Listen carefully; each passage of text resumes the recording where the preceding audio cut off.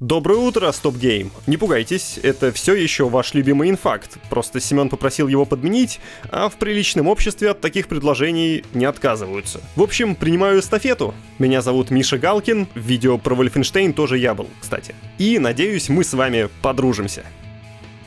Демка Stellar Blade ненадолго появилась в открытом доступе, и те игроки, которые успели загрузить игру на свои консоли, начали изучать Еву, игру, со всех сторон. Первым делом, разумеется, они ринулись разглядывать доступные варианты внешности героини, и обнаружили, что один очень откровенный облик делает процесс прохождения заметно сложнее. В описании телесного костюма сказано, что при использовании наряда игрок не сможет юзать силовой щит, из-за чего героиня станет куда более уязвима. Как говорится, отрастил скилл, имеешь право, так сказать, насладиться прекрасным. Специалисты из ShiftUp заявили, что подготовили для Евы несколько десятков скинов, и что эта косметика никак не влияет на геймплей. Так что, видимо, данный облик просто исключение. Но сложность и правда заметно возрастает, когда корейцы так бесстыдно отвлекают игрока полуголой девушкой в центре экрана. Испытать свои навыки и пройти Stellar Blade без силового щита можно будет на PS5 уже 26 апреля. В демке были русские субтитры, так что можно рассчитывать, как минимум, на текстовый перевод игры. Фулл с костюмом по ссылке в описании. Космический долгострой от Криса Робертса Star Citizen в течение 12 лет пытается доползти до полноценного релиза. И если вы уже отчаялись надеяться на выпуск игры, то Cloud Imperium Games спешит обнадежить. В недавнем обращении разработчики отметили, что версия 1.0, цитата, «маячит на горизонте». За время разработки проект насобирал $669 миллионов. Сейчас игра находится в альфе, но в 2024 команда хочет выпустить крупное обновление и перевести ее из альфы третьей версии в... нет, не в бету, а в альфу 4-й версии. Тут и до релиза недалеко, конечно. Но если перестать иронизировать, то дела у «Звездного гражданина» идут вполне неплохо. В 2023 году количество активных игроков за день и месяц, число уникальных логинов и годовая сумма сыгранных часов стали рекордными для Star Citizen. То есть интерес к ней, мягко говоря, не падает. Также команда продолжает создание сюжетной Сквадрон 42.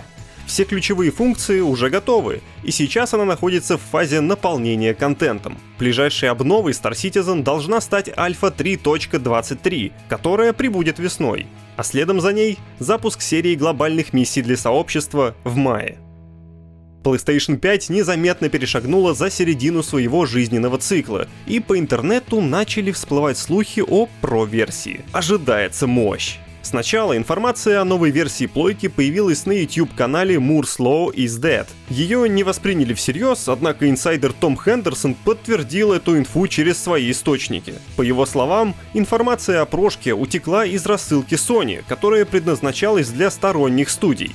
И вот что там сказано. В PS5 Pro будет улучшен видеочип, так что скорость рендеринга должна вырасти на 45%, а работа рейтрейсинга ускорится почти в 4 раза. И про нейросетки не забыли. Плойка получит поддержку PSSR. Это как FSR 2 от AMD, только от Sony, и работать должно получше. Эта штука поддерживает HDR и может легким движением кремния превратить Full HD в 4К, а в будущем и в 8К.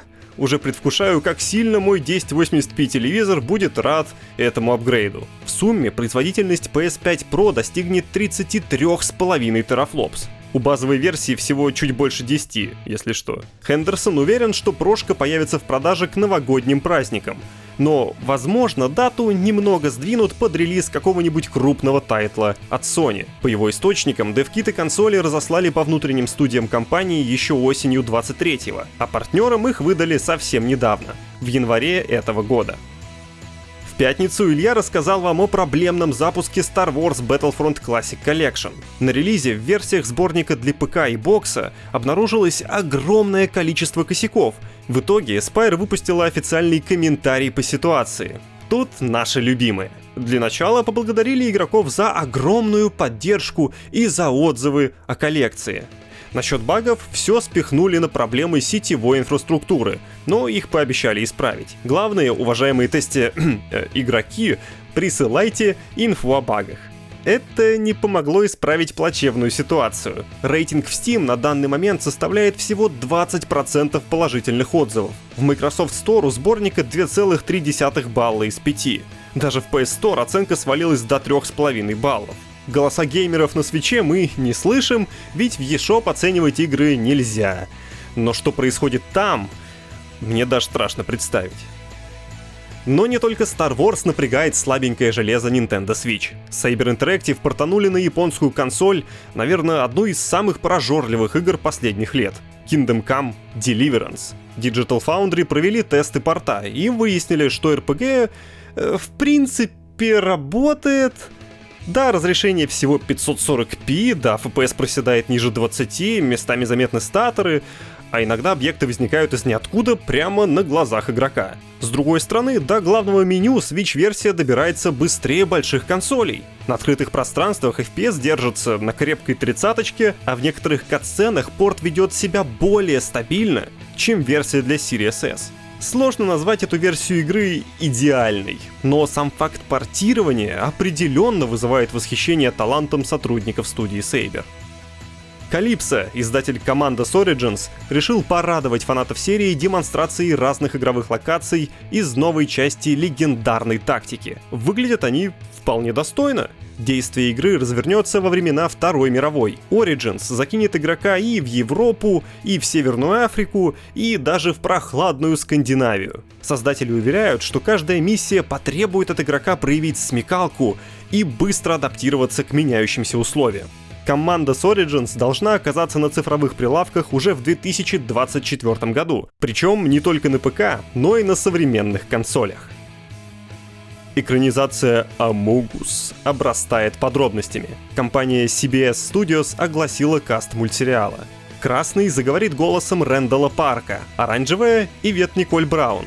Фиолетовую озвучит Эшли Джонсон, практически легенда видеоигрового мира, которую все мы знаем, как минимум по роли Элли из The Last of Us. А на роль зеленого пригласили Элайджа Вуда. Да, вам не послышалось. Звезду «Властелина колец» тоже заманили в адаптацию. Еще бы Иэна Маккеллена им в команду.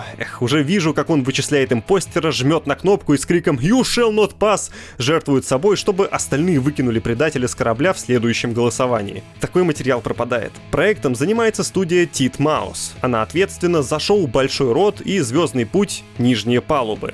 Над сценарием работает Оуэн Деннис, автор обычного шоу и создатель «Бесконечного поезда». Скажу честно, я понятия не имею, что скрывается за всеми этими названиями. Не смотрел. Напишите в комментах свое мнение о работах авторов, если видели. Хоть прикину, что ждать от Among Us. Новости для фанатов Fallout. Сериал по игре создается не для вас. По крайней мере, так считает Джонатан Нолан, один из ключевых соавторов адаптации. На недавней встрече он сказал следующее: «Не думаю, что стоит браться за работу с целью угодить фанатам или порадовать кого-то, кроме себя самого. На мой взгляд, нужно пытаться сделать шоу, которое ты хочешь сделать, довериться своему фанатскому чутью, что ты сможешь как фанат игры выделить наиболее важные детали и попытаться собрать наилучшую версию». Еще Джонатан отдал дань уважения Fallout 3 и рассыпался приятными эпитетами в сторону серии. Получается, что Нолан создает сериал не для фанатов, а для себя, потому что нужно слушать свое мнение, а не мнение фанатов. Тем не менее, он сам фанат, поэтому говорит, что работа получится качественная. Я думаю, что Нолану нужно снять Inception 2 по новости про Нолана. Достойная основа для сценария. И я уже сам запутался в многослойности этой шутки.